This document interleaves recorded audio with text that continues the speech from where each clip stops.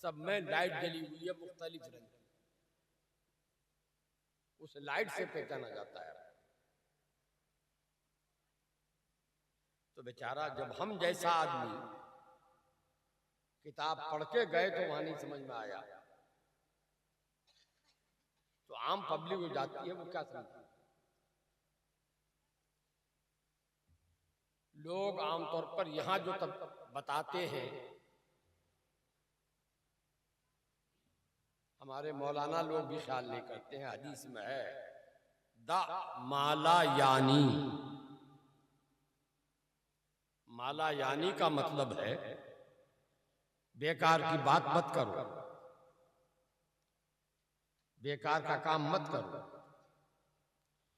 बेकार की बात, बेकार का काम क्या है, इस हदीस की शरह में लिखा है आला हजरत इमाम अहमद रजा बरेलवी कि फर्ज छोड़कर कोई वाजिब का काम कर रहा है तो ये बेकार है। वाजिब छोड़कर सुन्नत पे अमल कर रहा है तो बेकार है। सुन्नत छोड़कर नफल पे अमल कर रहा है तो वो बेकार है। तो हज में क्या क्या फर्ज है जिसके छूटने से हज ही नहीं हुआ, एक चीज भी छूट जाएगा। जैसे वजू छूट जाए, वजू न करे कोई तो नमाज होगी, तो हज में भी फर्ज है ऐसी। अगर वो फर्ज छूट गया तो बेकार गया पैसा, बेकार गया तकलीफ उठाना, हज हुआ ही नहीं। इसके अलावा वाजिब भी है। अगर नमाज में वाजिब छूट जाए तो सज्जा सौ करना पड़ता है। क्या घर है ना क्या?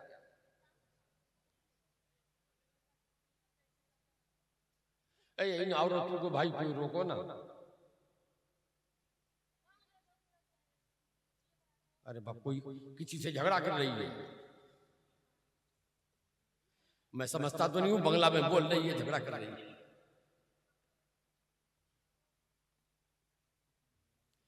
तो वाजिब छूट जाए तो सजदा सहू करना पड़ता है, तब जाके नमाज सही होती है, नहीं तो दोबारा पढ़ना पड़ेगा।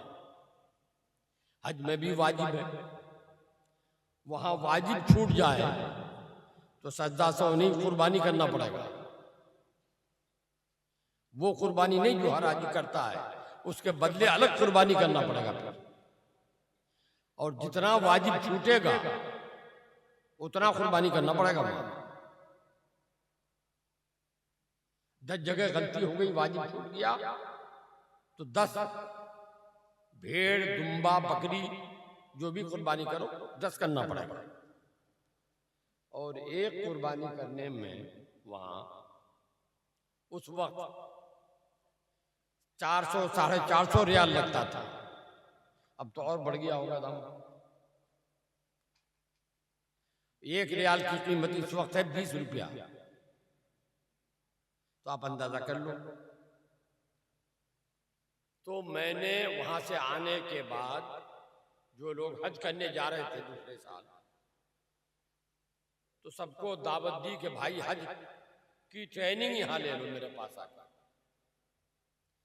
हज की ट्रेनिंग के लिए मैंने ईंट से मक्का बनाया समझाने के लिए, मदीना बनाया, मक्का से मदीना किधर है वो बनाया, कहाँ मिना है, कहाँ मुज़दलिफा है, कहाँ अरफात है, सब बना के दिखाया कि इस तरह से हज कीजिएगा, ये देख लीजिए। तो सुजापुर के पूरब तरफ उसके नजदीकी में कोई गांव है, अभी सब भूल गया नाम, वहां के भी एक हाजी थे। वो ट्रेनिंग में शरीक हुए और हज करने गए। हज करके जब आए लौट के, तो 8-10 दिन के बाद एक तस्बीह, एक मुसल्ला और एक शीशी जमजम का पानी, थोड़ा खजूर, अजवा लेके आए हमसे मुलाकात करने के लिए। हमको पेश किया, कहा हजरत यहाँ जो ट्रेनिंग कर लिए थे तो बहुत आसानी हुई, बहुत अच्छी तरह आई, लेकिन एक चीज हमको समझ में नहीं आई। मैंने कहा क्या? मैंने वो लोग अरबी बोलते हैं, उनकी बोली समझ में नहीं आती है, सब अरबी में बोलता है, मगर अजान बंगला में देता है,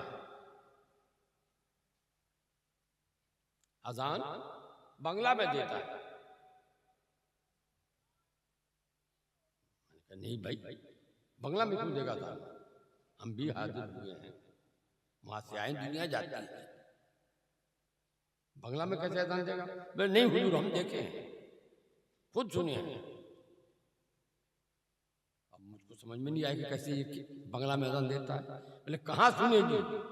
हुजूर मक्का में भी, मदीना में भी बंगला में अजान देता है। नहीं, हाँ हुजूर देता है, जैसे हम लोग यहाँ देते हैं वैसे वो लोग देता है वहां। तो बंगला जबान की खास बात ये है, हदीस सुन लो फिर मैं बताता हूँ। हदीस में है, अल्लाह के रसूल सरकार दो आलम सल्लल्लाहु अलैहि वसल्लम ने इरशाद फरमाया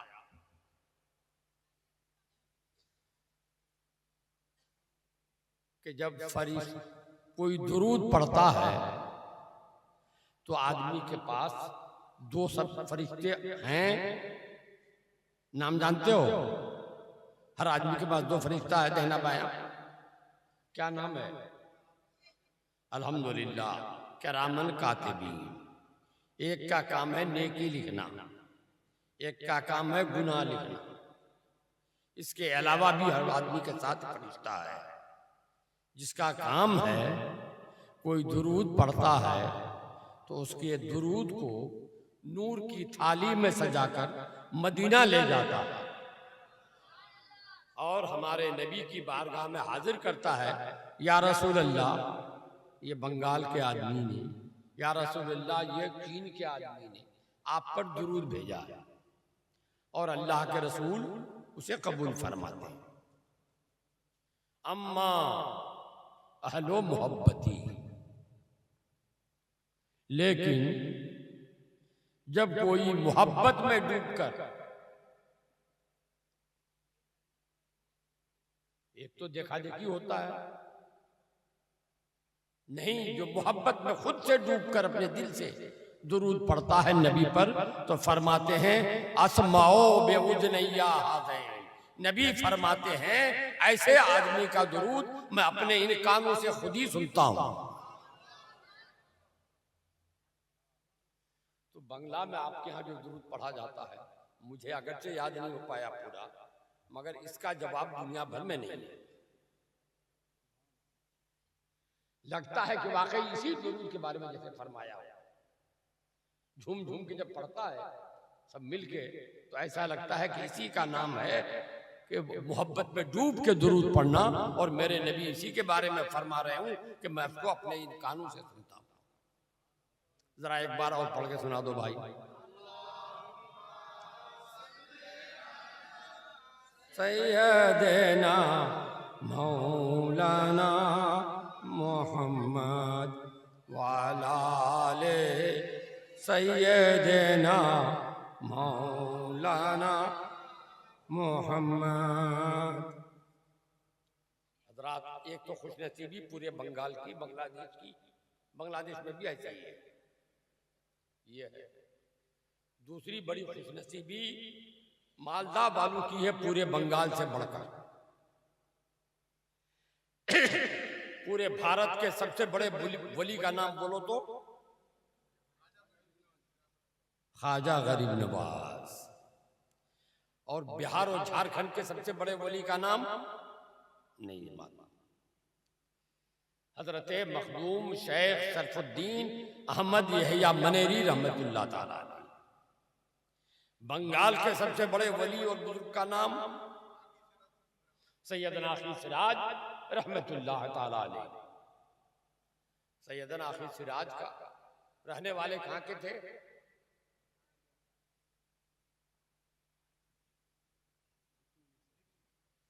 नहीं, गौर के थे। आपके गौर, गौर तो आपके दिले में है। नहीं, सादुल्लापुर के नहीं थे।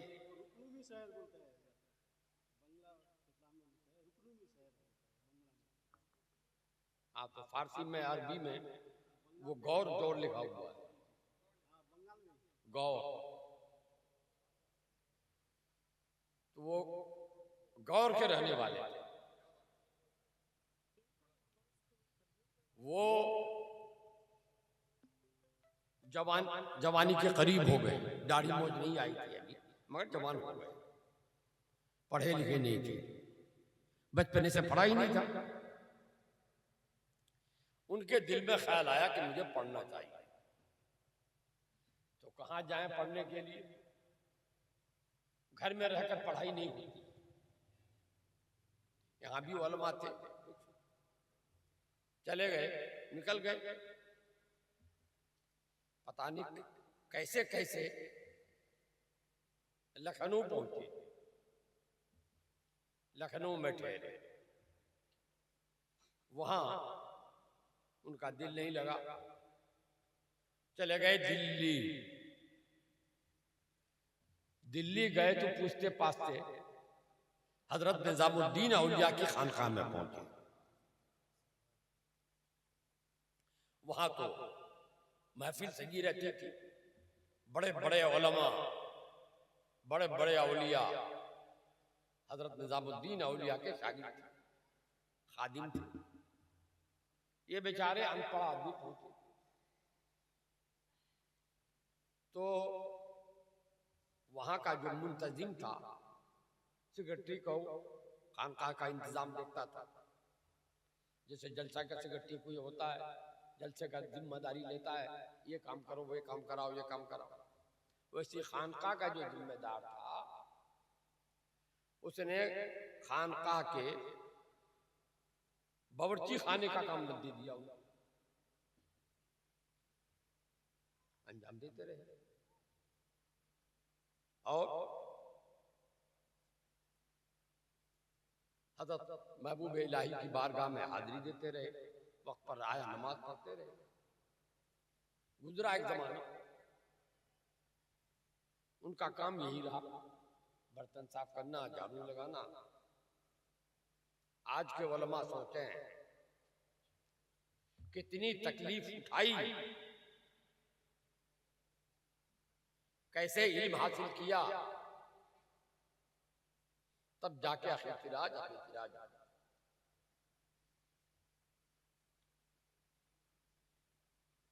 एक दिन का वाकया है। हाँ, एक साल जब गुजर गया तो उनको माँ का ख्याल आया। तो महबूब इलाही से छुट्टी मांगी कि हुजूर जाएंगे घर, माँ की जियारत करके आ जाएंगे। छुट्टी दी, माँ की यहाँ जियारत के लिए गौर आए और फिर चले गए। एक महीने के अंदर कई 2, 3, 4 साल तक ऐसा होता रहा। एक दिन हजरत महबूब इलाही को उनकी खिदमत पसंद आई और जोश में आकर फरमाया अपने पुराने शागिर्दों को, खादिमों को, क्या आओ सब इधर बैठो, जी चाहता है मैं आज वलायत बांटूं, आज वलायत बांटूं। सबने कहा हुजूर की जो मर्जी। फिर फरमाया इसका पहला हकदार तो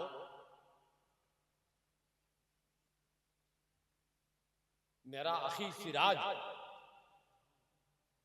लेकिन वो पढ़ा लिखा नहीं है। वली के लिए पहली शर्त है कि वो आलिम हो।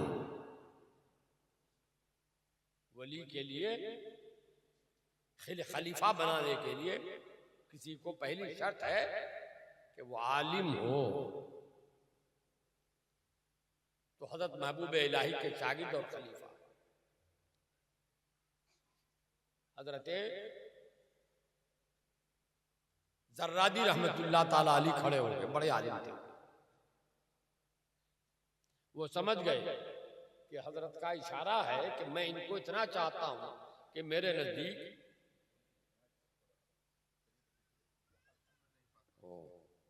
ठीक है ठीक है। वो हजरत चाह रहे हैं कि आखिर सिराज को खलीफा बनाए, मगर फरमा रहे हैं कि पहली शर्त आलिम होना है। कैसे उसको खलीफा बनाए?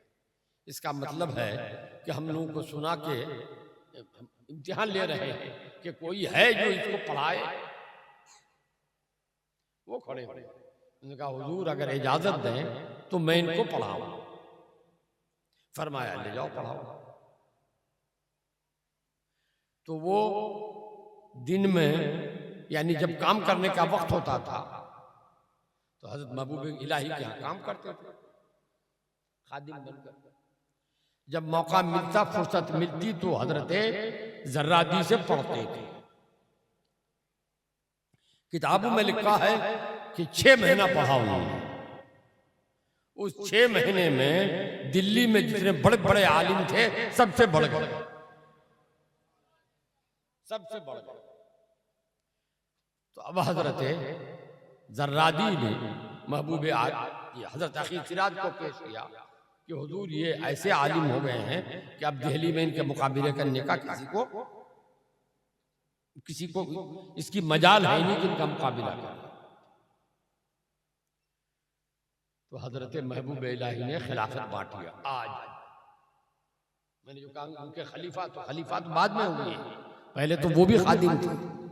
जर्रादी भी खिलाफत तकसीम फरमाई और हजरत को खिलाफत देकर अखी सिराज को फरमाया तुमको बंगाल की वलायत सौंप रहे हैं, तुमको बंगाल की वलायत सौंप रहे हैं। उस जमाने में हजरत अलाउल हक पंडवी रहमतुल्लाह ताला अलैह पढ़े लिखे भी थे और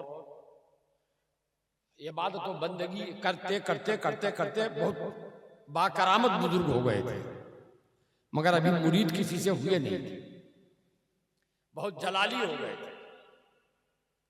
उनका आलम यह था कि अगर कोई वली इधर से गुजरता तो उनको बुलाते अपने यहां मेहमान, और एक देग में पानी हमेशा खोलता था, वुजू करने के लिए वही देते थे। अब वो गरम गरम पानी है, खूब खोलता हुआ बोली हाथ जल गया। तो कहते हैं अच्छा जरा से गर्म पानी से वुजू नहीं कर सकते और वली बन के फिर रहे हो तुम? वलायत छीन लेते थे, वलायत छीन लेते थे। अब वो अपने दिल को खाली पा रहा है, कुछ तो है ही नहीं दिल में। इसीलिए डाकू मशहूर हो गए थे। डकैत तो पैसा छीन लेता है, वो वलायत और इल्म छीन लेते थे। मशहूर हो गया, दिल्ली तक खबर पहुंच गई, पूरे हिंदुस्तान मशहूर हो गया कि बंगाल में एक वलायत का डाकू है, इल्म का डाकू है।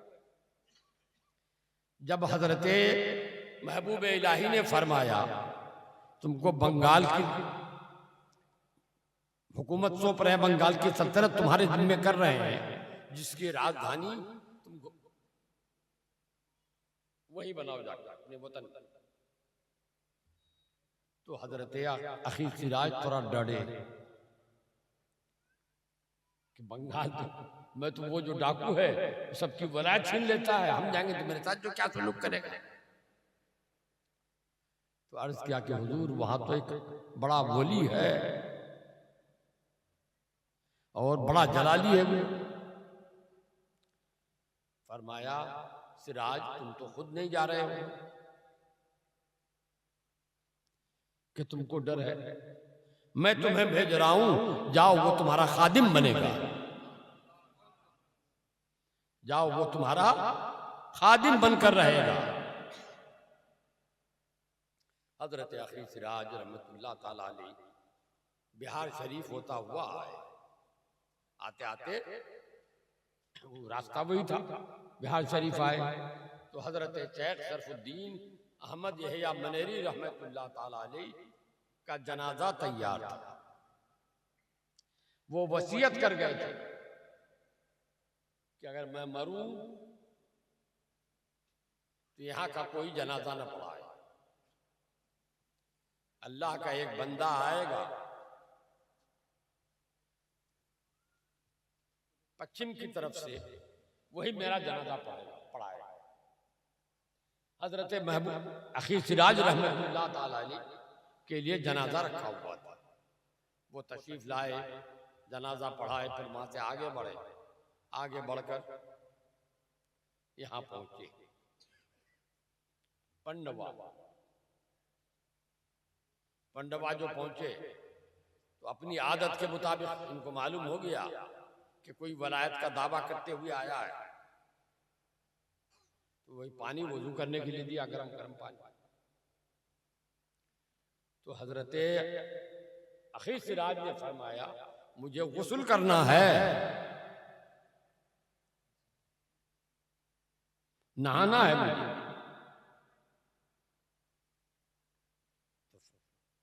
तो उन्होंने कहा कि ये जो गर्म पानी है हाजिर है। हजरत अखी सिराज लोटा या जो भी उस जमाने का बर्तन रहा होगा उससे उठाए और सर पे डालने लगे, नहा लिए पूरा। कुछ नहीं हुआ पूरा। ये सब महबूब इलाही का फैज था। ये देखकर हजरत अलाउल हक पंडवी पांव पे गिर का हुजूर मुझको मुरीद कर दिया। सैयदना अखी सिराज रहमतुल्लाह ताला अलैह ने उनको मुरीद किया और वहां से तशरीफ लाए यहाँ सादुल्लापुर में। उन्होंने अपने पीरो मुर्शिद की जो निशानियां उनको मिली थी, तबर्रुक, कपड़ा, ये वो, पगड़ी, उनको एक कब्र खोद के दफन कर दिया और वसीयत फरमाई कि जब मैं इंतकाल कर जाऊं मुझको इसी के करीब पार्टी में दफन करना।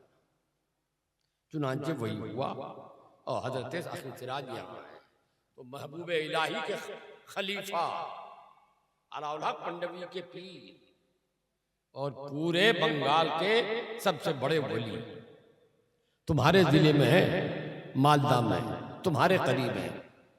ये इतनी बड़ी खुशकिस्मती है कि पूरे बंगाल में किसी जिले को हासिल नहीं है।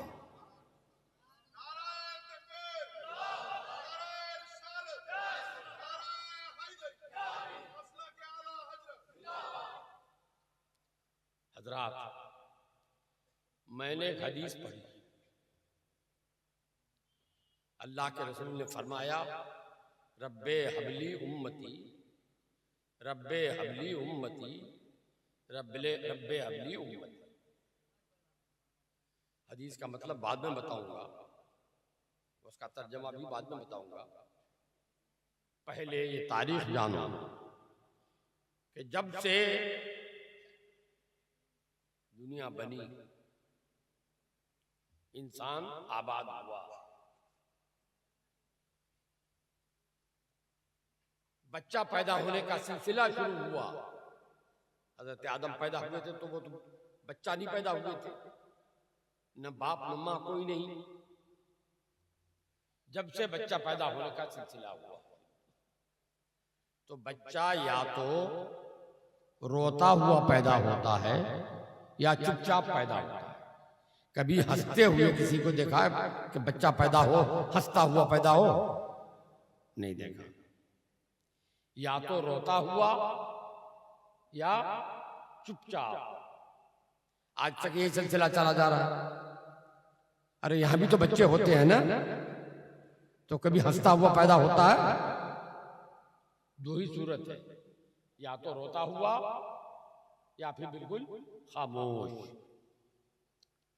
बच्चा अगर रोता हुआ पैदा हो तो बच्चे के बाप माँ दादा दादी नाना नानी सब हंसते हैं, मुस्कुराते हैं। खुश होते हैं कि नहीं होते हैं कि घर में बच्चा पैदा हुआ है? और बच्चा चुपचाप हो तो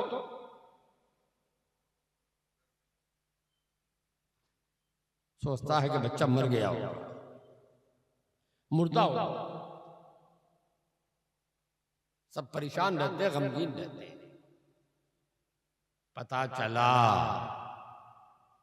कि रोना जिंदगी की पहचान है और चुप रहना मौत की पहचान है। चुप रहा तो मौत समझ में आई, और रोया तो जिंदगी समझ में आई। ए मुसलमान, रो रो, कभी जिंदगी में रो। अडानी बनने के लिए नहीं, अंबानी बनने के लिए नहीं, टाटा बिरला बनने के लिए नहीं। इसीलिए रो, इसीलिए रो कि खुदा तुम्हें याद आ रहा है। इसीलिए रो कि नबी तुम्हें याद आ रहे हैं। इसीलिए रो कि अल्लाह के वली तुम्हें याद आ रहे हैं।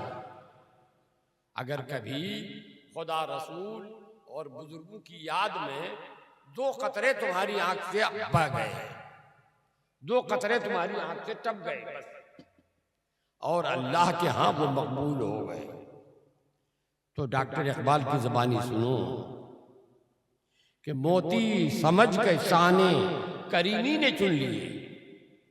मोती समझ के शाने करीमी ने चुन लिए। कतरे गिरे जो थे तेरे इंफियाल के, तू खुदा से डर कर अगर कभी 2 कतरे गिराया तो अल्लाह ताला उसे मोती समझकर उठा लेता है। मोती के बराबर उसकी कीमत हो जाती है, खुदा कह देते हैं। तो कभी खुदा की याद में रो। मगर इस रिकॉर्ड को तोड़ दिया पूरी दुनिया में एक बच्चे ने, इस रिकॉर्ड को तोड़ दिया। वो बच्चा पैदा हुआ तो रोया भी नहीं और चुप भी नहीं रहा। वो बच्चा जब पैदा हुआ तो रोया भी नहीं और चुप भी नहीं।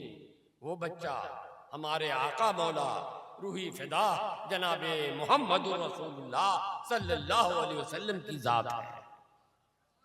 जब नबी पैदा हुए तो रोए भी नहीं और चुप भी नहीं रहे। पूरी दुनिया का दस्तूर रहा है हमेशा से, जब औरत का बच्चा पैदा हो तो उसको बच्चा जनने के लिए आमतौर पर एक दाई की जरूरत होती है। क्या बोलते हो दाई को? यहाँ अब तो बच्चा घर में पैदा नहीं होता तो दाई क्या जानो। अब नर्सिंग होम में होता है, वो नर्स कहलाती है। पहले जब घर में बच्चा होता था पुराने जमाने में तो कोई औरत नहीं रहती थी अंदर, उसी को दाई बोलते हैं उर्दू में। अब बंगला में जो क्या बोलते हो तुम, दाई बोलते हो ना। तो अल्लाह के नबी को जब पैदा होना था तो 2 दाइयां थी, दोनों थी घर में। हजरत आमना के घर में 2 थी। उनका बयान सुनो, उनका बयान तो आंखों देखा होगा। बच्चा पैदा होते वक्त कैसे पैदा हुआ वो सही दाई ही बता सके। माँ को भी जितना इल्म होगा उससे ज्यादा दाई को इल्म है कि बच्चा किस तरह से पैदा हुआ, कैसे माँ के पेट से निकला। तो वो दाई बयान करती है कि हमने देखा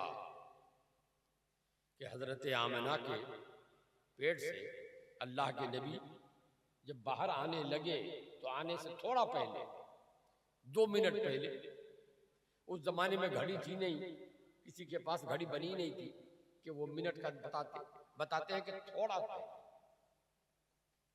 ऐसा लगा जैसे अंधेरी रात थी, बिजली चली गई थी,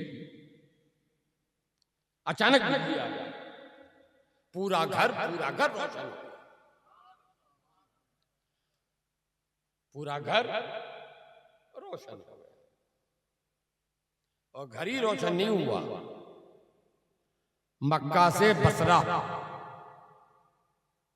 मक्का जिस एक जगह का नाम है, वैसी बसरा एक मुल्क का नाम है। जैसे मालदा से कलकत्ता इतनी दूर कम से कम। फरमाती हैं कि यहां से बसरा के लोगों के मकानात नजर आने लगे, मक्का से बसरा नजर आने लगा, सबका घर द्वार नजर आने लगा। कितना ही आप एक करोड़ वाट का बल्ब लगा दो यहां पर, कलकत्ता तो दिखाई नहीं देगा। बल्ब तो यहां जल रहा है, रोशनी कितनी दूर फैलेगी। मगर वो दाई कहती हैं कि मक्का से बसरा दिखाई देने लगा, इतनी रोशनी हो गई।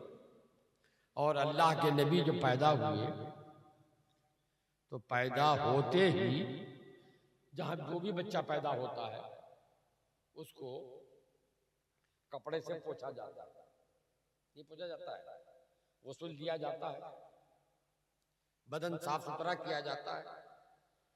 नाक क्या बोलते हैं, नाक में जो लटकता है नारी, क्या बोलते हैं, नारी बोलते हैं, कुछ और बोलते हैं, नाभि, नाभि को काटा जाता है।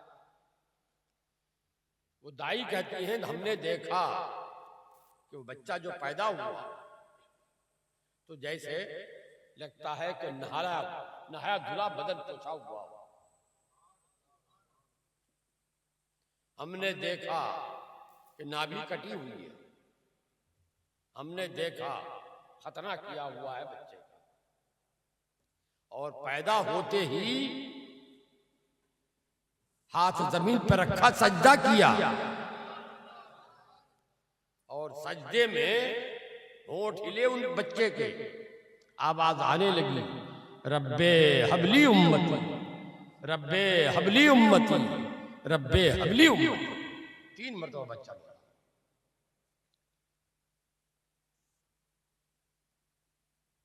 तुम्हारे घर भी बच्चा पैदा हुआ, हमारे घर भी हुआ है, दुनिया में होता है। रोता हुआ या चुपचाप, नबी न रोए न चुप रहे, बोलते हुए पैदा हुए और बोले भी क्या, रब्बे हबली उम्मती, रब्बे हबली उम्मती, रब्बे हबली उम्मती। और कहीं इस तरह का बच्चा पैदा हुआ, बोलो जी। किसी की मां ने बच्चा जाना हो और वहां से 200 मीटर दूर भी रोशनी हो गई हो, मगर हमारे नबी पैदा हुए तो मक्का से बसरा दिखाई दिया।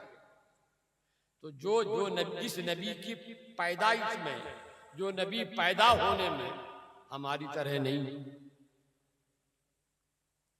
या हम उस नबी की तरह नहीं पैदा होने में, तो बड़ा होकर नबी और नबूवत का ऐलान करने के बाद हमारी तरह कैसे होगा?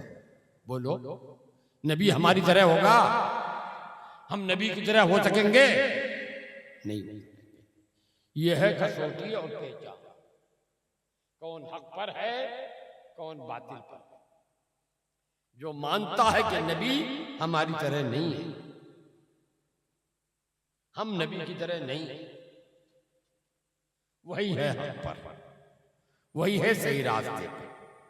ठीक, नबी ने कहा रब्बे हबली उम्मती, 4 लफ्ज है, 4 वर्ड है, रब, हब, ली, उम्मती। क्या माना है आप जानते हो? ये तो अरबी में है, आप बंगाली हो, हम उर्दू वाले हैं, मौना लोग बताएं। रब्बे हबली का मान, रब्बे हबली उम्मती का मान बांग्ला में कैलेंडर में लिखा रहता है। हाँ, ये असली माना नहीं है उसका, असली माना उसका ये नहीं है। रब्बे, ए रब, ए अल्लाह, ए पालन। हब,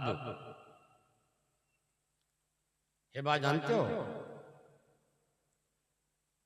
गिफ्ट, गिफ्ट जानते हो ना? क्या बोलते हैं बांग्ला में? उपहार। अभी कौन नात पढ़ रहे थे? तुम नात पढ़ रहे थे? चला गया, खाली नात पढ़ने आया था। कहाँ गया?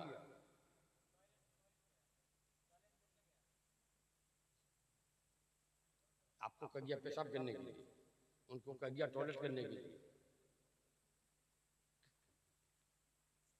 टॉयलेट में सो गया होगा।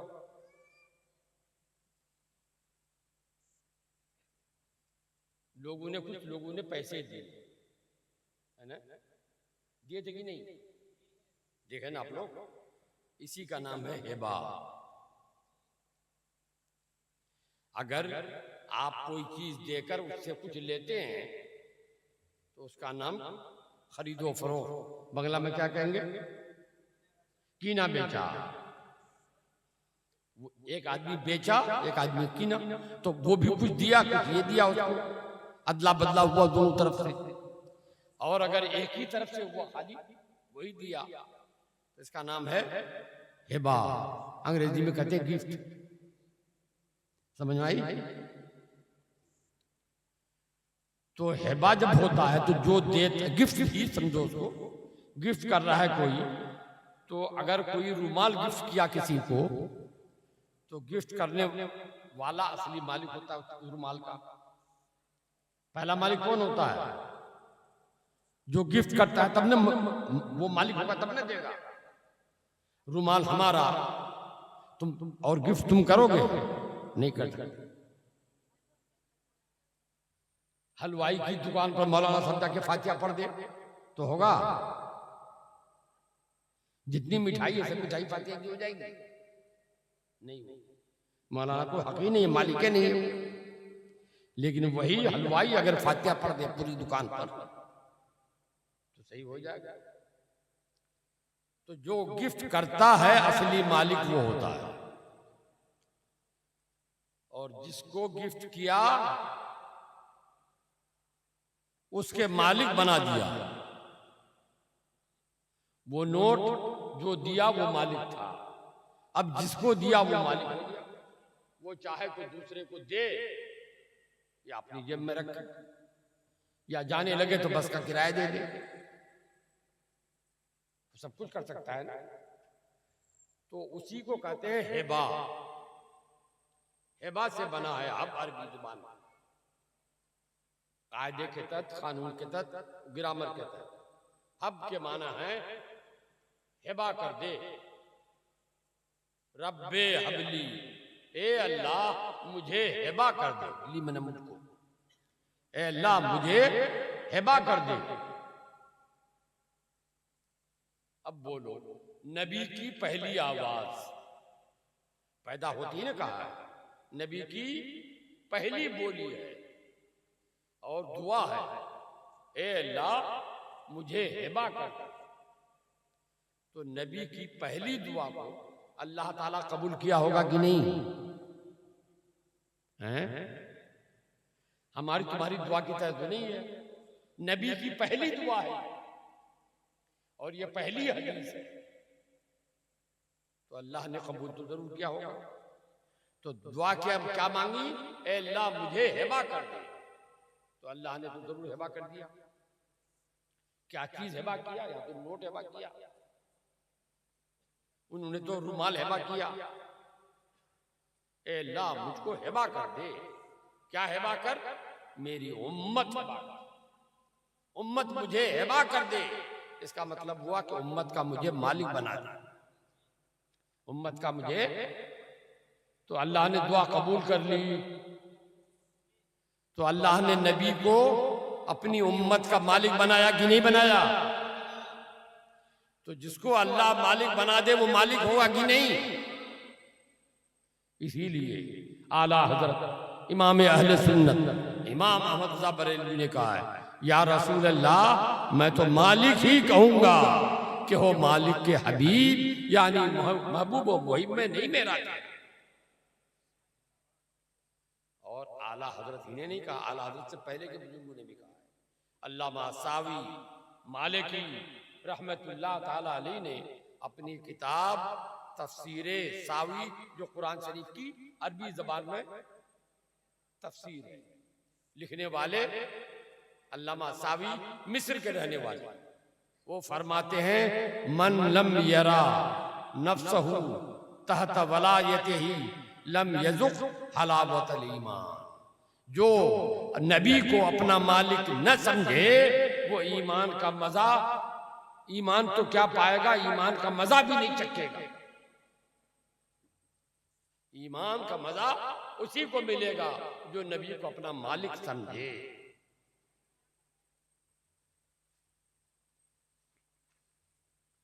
क्यों भाई, क्यों आप चले जा रहे हो उठकर, नाराज हो गए क्या?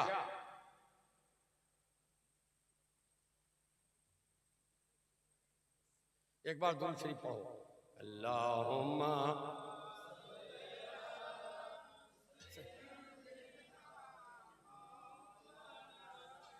मोहम्मद वाला आले सैयदना मौलाना मोहम्मद। चलो अब देर नहीं करेंगे, हम भी खत्म करने की कोशिश करें। ये तो पैदाइश का हाल सुन लिया आपने।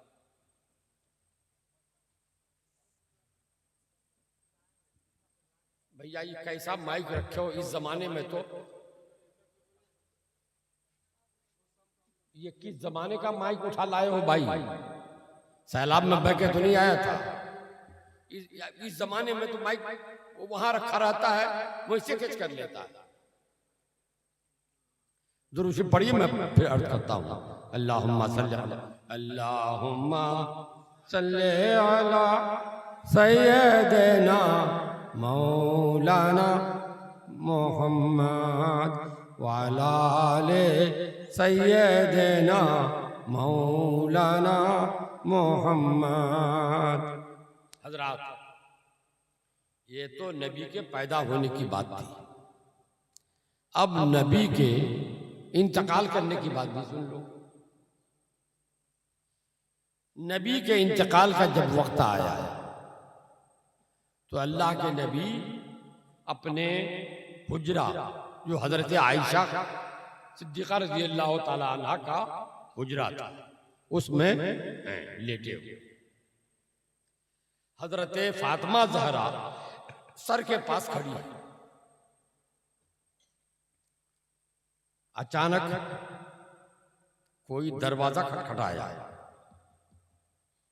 आजकल तो बेल बजाने का है, कोई आया तो बाहर से बेल बजाता है।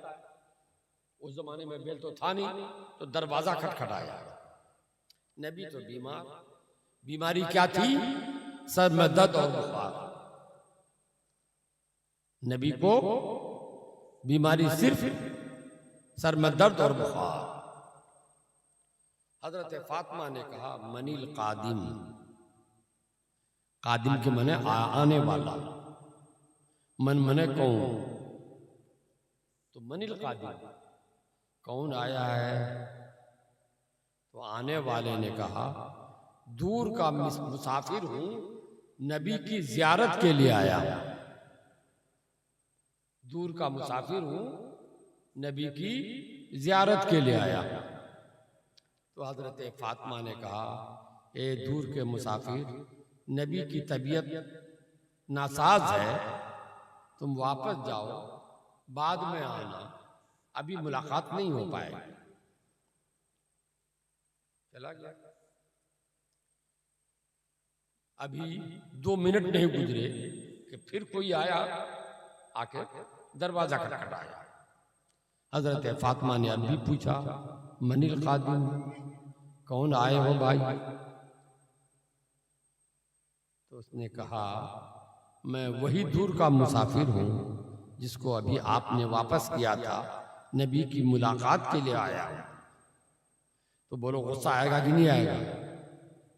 अभी आया, उसको बता दिया, फिर चला गया, उधर जाके वापस चला आया, फिर दरवाजा पीट रहा है। तो आदमी को गुस्सा आएगा ना। मगर हजरत फातिमा नबी की बेटी थी, गुस्सा पी गई धीरे धीरे। फरमाया, ए आने वाले मुसाफिर, अभी तो तुमको बताया था कि हुजूर की तबीयत नासाज है, वापस जाओ, मुलाकात नहीं होगी, फिर कभी आना, और तुम अभी अब वापस आ गए। वापस जाओ, मुलाकात नहीं होगी। फिर चला गया, और अभी उधर गया होगा कि फिर पलट के चला आया। तीसरी बार आके दरवाजा खटखटाया तो हजरत फातिमा ने पूछा कि अब ये तीसरी बार कौन आया है? मनील खादिम। तो कहा, वही मुसाफिर जिसको आपने 2 मरतबा वापस कर दिया है, नबी की मुलाकात के लिए आया हुआ है। तो अब हजरत फातिमा को गुस्सा आ रहा है, चाहा के डांटे। नबी ने इशारा किया, बेटी नाराज मत हो, ये कोई और नहीं मलिकुल मौत है, ये मौत का फरिश्ता है। दरवाजा खोल दो। वो इजाजत ले रहा है, दरवाजा पीट के खोल दो दरवाजा। हजरत फातिमा की आंखों में आंसू आए और दरवाजा खोला। हजरत मलिकुल मौत ने नबी को सलाम किया और अर्ज किया, ए अल्लाह के नबी, अल्लाह ने सलाम कहा है और फरमाया है कि अगर आप जाना चाहें तो मैं आपको ले चलूं, और नहीं जाना चाहें तो मैं वापस चला जाऊं। ए लोगों, तुम्हारे घर में भी मैयत होती होगी, हमारे घर में भी मेरे माँ बाप मरे। कभी किसी के घर में मलिकुल मौत अंदर आने के लिए दरवाजा खटखटाता? बोलो नहीं। और परमिशन नहीं मिलती है, दरवाजा अगर नहीं खुलता है तो वापस चला जाता है। और जब परमिशन मिल जाए, अंदर आए, तो आके नबी का सलाम, अल्लाह का सलाम पहुंचाता है, या कभी कहता है कि जाना चाहे तो चलिए, नहीं तो रहिए, हम जा रहे हैं। मेरे नबी ने फरमाया, मलिकुल मौत, तुम पूछते हो कि जाना चाहे तो चलूं? अरे इन्नी मुश्ताकुन इला लिकाए रब्बी, मैं तो कब से इस अल्लाह की बारगाह में जाने के लिए मुश्ताक हूं, बेचैन हूं, मुझे ले चलो जल्दी।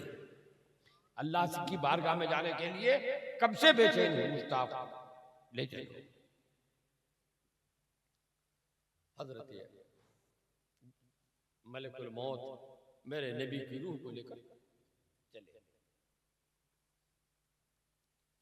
बोलो, क्या तुम्हारे घर में भी कभी ऐसा हुआ है? तुम सर फोड़ दो,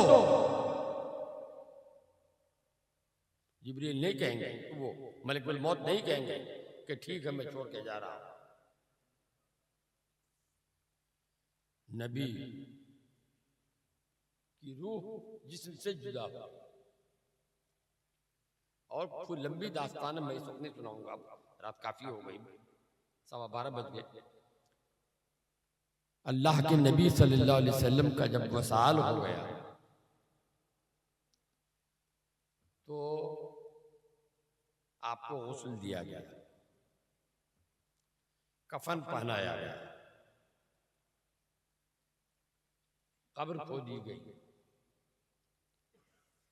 अब नबी को उतारने की बारी आई कब्र में। कई आदमी उतरते हैं, 2 आदमी उतरते हैं, जरूरत पड़े तो तीसरा आदमी भी उतरेगा, जाहिर है। नहीं जरूरत है तो 2 आदमी तो उतरना ही होगा, 2 तरफ पकड़ने के लिए। 2 सहाबी पकड़े, उतारा कब्र में, लेटाया। लेटाने के बाद कफन का इधर ऊपर का हिस्सा कुछ बड़ा रहता है सर से, नहीं, अरे कफन जो है वो सर से ऊपर तक होता कि नहीं होता है? जिसको लपेट देते हैं या गिरह लगाते हैं पैर की तरफ भी, उसको खोलते हैं कि नहीं, यहाँ उसे खोलते हैं और चेहरा निकाल कर दिखाते हैं कि नहीं? बोलो जी जो देखे हो। नबी करीम सल्लल्लाहु अलैहि वसल्लम को लेटाकर जब कफन खोला गया तो सहाबी जो कब्र में उतरे थे वो बयान करते हैं, हमने देखा कि अल्लाह के नबी के होंठ हिल रहे हैं। अल्लाह के नबी के होंठ हिल रहे हैं। होंठ किसका हिलता है? मुर्दे का। बोलो, अब तुम ही समझो, फैसला करो। अब इसी पर बस नहीं, वो सहाबी बयान करते हैं कि हमने समझा नबी कुछ बोल रहे हैं, नबी फरमा रहे हैं, हम सुन नहीं पा रहे हैं। आज का होता कोई बियादब जो नबी को अपनी तरह कहता है तो ये कहता, नबी बोलना चाहते बोल नहीं पा रहे हैं, है ना? आज का आदमी यही कहता कि होंठ हिल रहा है मगर बोल नहीं पा रहे हैं। बोल नहीं पा रहे हैं तो नबी की कमी। सहाबी कहते हैं नबी कुछ बोल रहे हैं, हम सुन नहीं पा रहे हैं। यानी कमी नबी की जबान में नहीं, हमारे कान में है। कमी नबी की जबान में नहीं है, हमारे कान में कमी है, हम सुन नहीं पा रहे हैं। तो हमने क्या किया, अपना कान नबी के मुंह के करीब ले गए, ऐसे लगा दिया तो आवाज आ रही थी, रब्बे हबली उम्मती, रब्बे हबली उम्मती, रब्बे हबली उम्मती। ए अल्लाह मुझे उम्मत का मालिक बना दे, मुझे मेरी उम्मत का मालिक बना दे।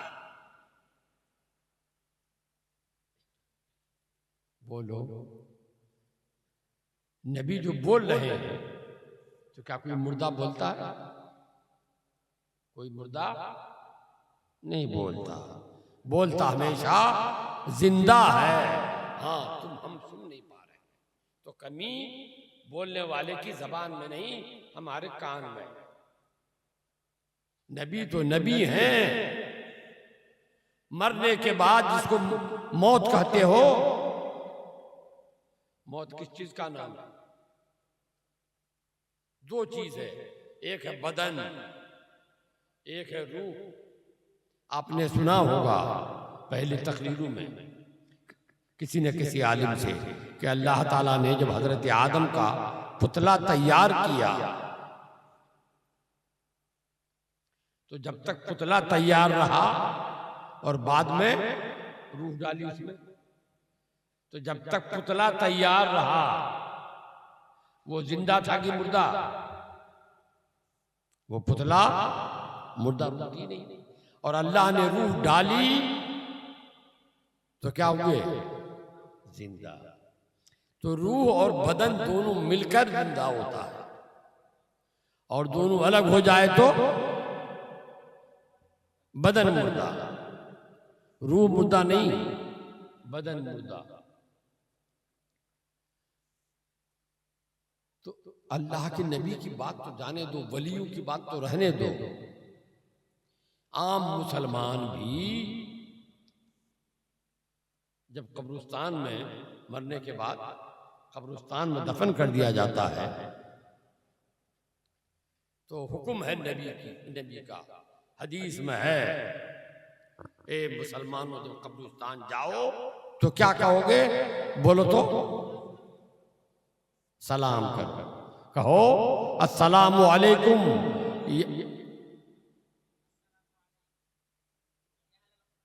ये अरे वो भी है, वो आगे है, पहले भी ये है, अस्सलामु अलैकुम या अहलल कुबूर व इन्ना इंशाअल्लाहु बिकुम लाहिकून। ए कब्र में लेटने वाले मुसलमान, तुमको सलाम हो, तुमको सलाम हो, इंशाअल्लाह आगे चलकर हम भी तुम्हारे पास आएंगे। तो सलाम किसको किया जाएगा? इस माइक को।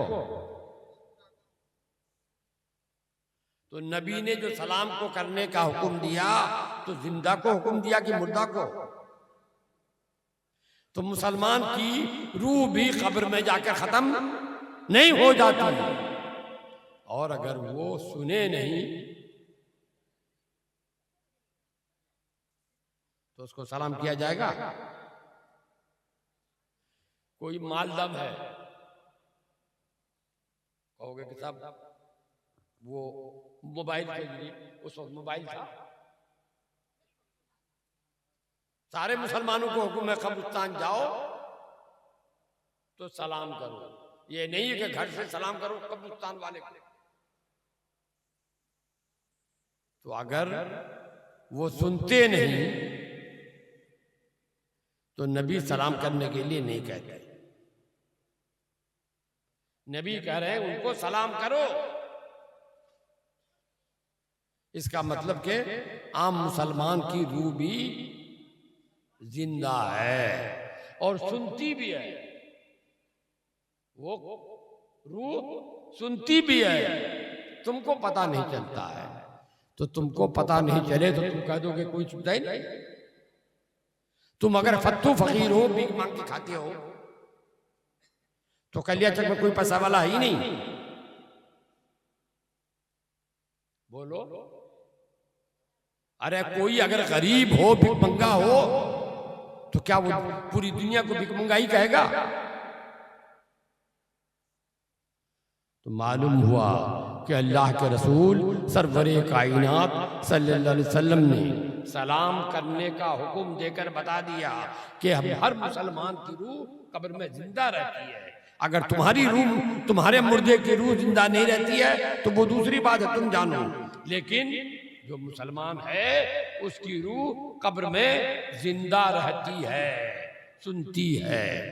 बहरहाल मेरे भाई, अल्लाह के प्यारे नबी जनाबे मोहम्मद रसूलुल्लाह सल्लल्लाहु अलैहि वसल्लम अपनी कब्र में भी जिंदा हैं। आला हज़रत रज़ियल्लाहु ताला अन्हु ने, हमारे इमाम बरेलवी ने क्या प्यारी बात कही है, तू जिंदा है वल्लाह, तू जिंदा है वल्लाह, मेरी चश्मे आलम से छुप जाने वाले।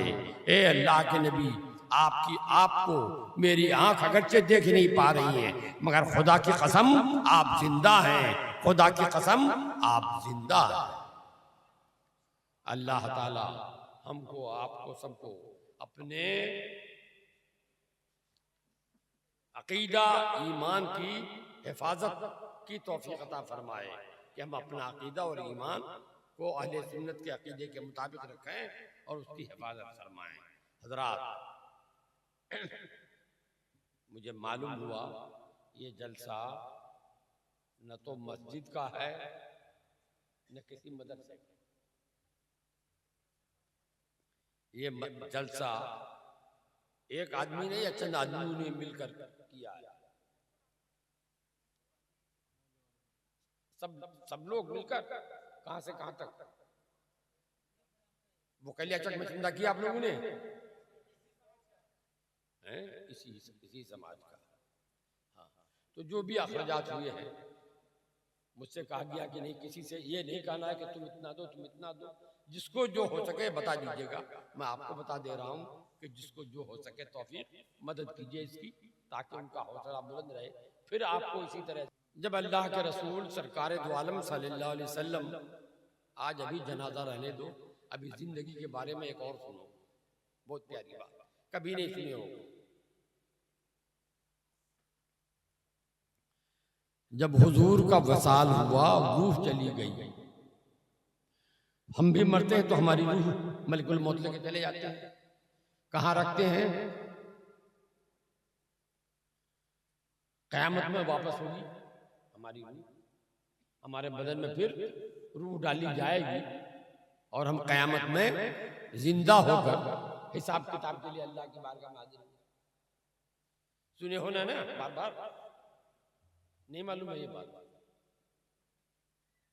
अरे कुछ हूँ हाँ तुम करते नहीं, हम कैसे क्या बयान करेंगे? हाँ करो, बताओ, ये सुने हो कभी कि मरने के बाद जिंदा होंगे? ये नहीं सुने हो? दोबारा जिंदा होंगे ना, तो रूह बदन में आएगी तब ना जिंदा होंगे। तो अभी कहाँ है हमारा मेरा बाप मर गया है, मेरे बाप की रूह कहाँ है?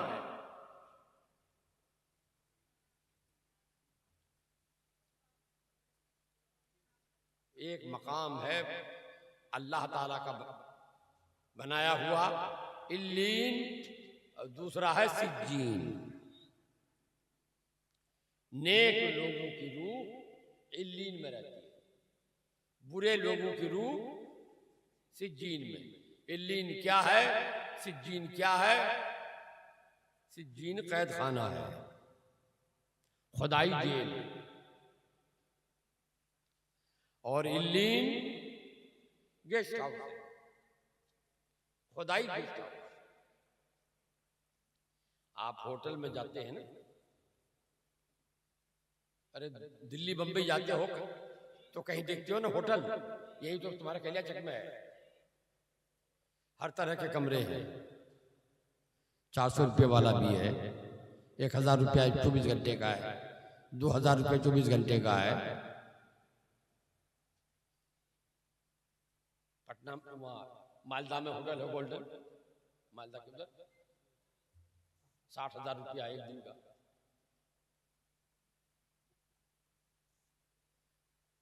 तो A class, B class, C class, D class उसमें भी होता है। और जेल में जो जाता है उसका भी A class, B class, C class का होता है। जो 4 कत्ल कर दिया है, 10 मरतबा ज़िना किया है, 20 मरतबा डकैती डाला है, उसको जेल में भी एक तो बंद, पूरा 4 दीवारी है, और फिर कमरा है कोठी छोटा छोटा, और उसमें भी फिर उसको हथकड़ी और पांव में कड़ी डाल के रखता है। जो भाई में झगड़ा किया, किसी को मारा, एक लाठी चोट आ गई, उसको पुलिस ले जाता है, तो दोनों की सजा बराबर तो नहीं देगा। वहां भी क्लास होता है, A class, B class, C class. जब मेरे नबी की रूह को लेकर हजरत मलकुल मौत इल्लीन में गए, उसके एक क्लास में, और जाके कहा, ए इल्लीन,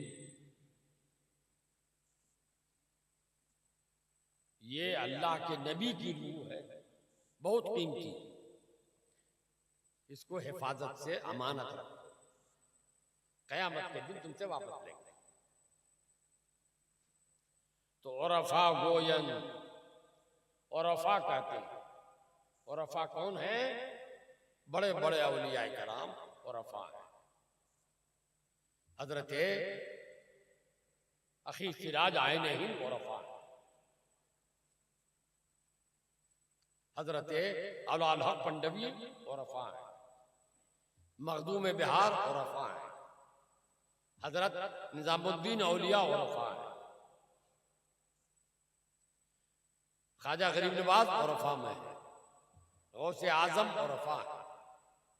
औरफा गोयन, औरफा ने लिखा है, कहा, क्या कहा है कि जब मलकुल मौत मेरे नबी की रूह को लेकर वहां पहुंचे आला इल्लीन में, और कहा अमानत रखो, कयामत में तुमसे वापस लेंगे।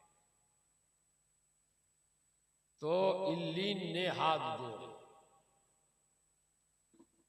और कहा, ए मलकुल मौत, जब से मौत बनी है आज तक जितनी रूह लेकर आए हो हमने कभी इनकार नहीं किया, मगर आज इतनी कीमती रूह लेकर आए हो जिससे बढ़ के कीमती दुनिया में कुछ है ही नहीं।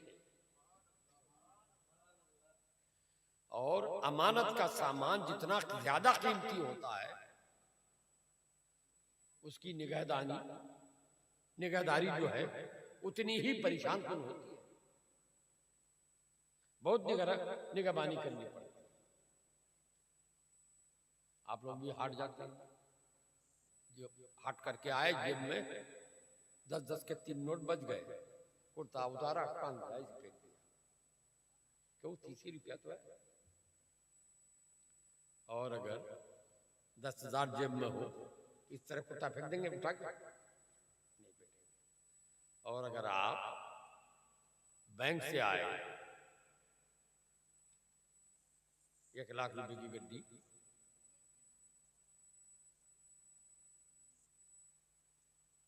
और आप मिनी बैग में भी रखे हो तो उसको बक्से में बंद करेंगे, अलमारी में नहीं करेंगे? करेंगे। और बैंक में चूंकि करोड़ों रुपया रहता है एक वक्त में, तो वो संदूक के अलावा बंदूक भी रखता है, नहीं रखता है, क्योंकि बहुत कीमती है वो। तो मलिकुल मौत ने कहा, वो इल्लीन ने कहा, ए मलिकुल मौत, इतनी कीमती रूह को हमको हिफाजत करने के लिए देते हो, अमानत देते हो, ये काम मुझसे नहीं होगा, कहीं और ले जाओ। हजरत मलिकुल मौत वहां से लौटे, अर्श के पास, कुर्सी के पास, लौह के पास, कलम के पास, सब जगह गए। सब ने इनकार किया कि हम ये काम हमसे नहीं होगा। हजरत मलिकुल मौत आखिर में खुदा से अर्ज किया, ए अल्लाह, जहां रखने जाता हूं अमानत, वही इनकार कर देता है, वो अब क्या करूं, कहां ले जाऊं? तो अल्लाह ने फरमाया, ए मलिकुल मौत, ये रूह क्या अभी पैदा हुई है? मलिकुल मौत ने कहा, नहीं खुदाया, बहुत पहले पैदा हुई है। कहा कब? ए अल्लाह, हमारे पैदा होने से बहुत पहले, इसलिए हम कब ये नहीं बता सकते। हाँ, ये जानते हैं कि दुनिया में 63 साल पहले पैदा हुआ और 63 साल से है चीज। तो खुदा ने फरमाया, ए मलिकुल मौत, 63 साल कहां रही है? कहीं तो रही होगी। मलिकुल मौत ने कहा, खुदाया, तेरे महबूब के सीने से लगते रही। खुदा ने फरमाया, ए मलिकुल मौत, जो सीना 63 साल तक हिफाजत कर सकता है, वही क़यामत तक कर सकता है। ले जाओ, फिर मेरे महबूब के सीने में वापस कर दो। हजरत मलिकुल मौत ने मेरे रसूल की रूह को लाकर आपके सीने में वापस रख दिया। रूह वापस आ जाए सीने में तो अब मुर्दा रहेगा कि जिंदा? जिंदा।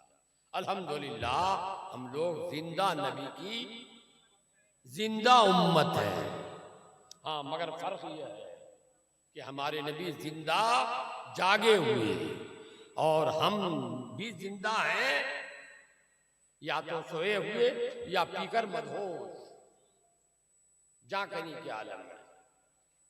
इसलिए कि अगर हम जिंदा रहते, होश में जागे रहते, होश में रहते, तो नबी ने बताया, लोगों,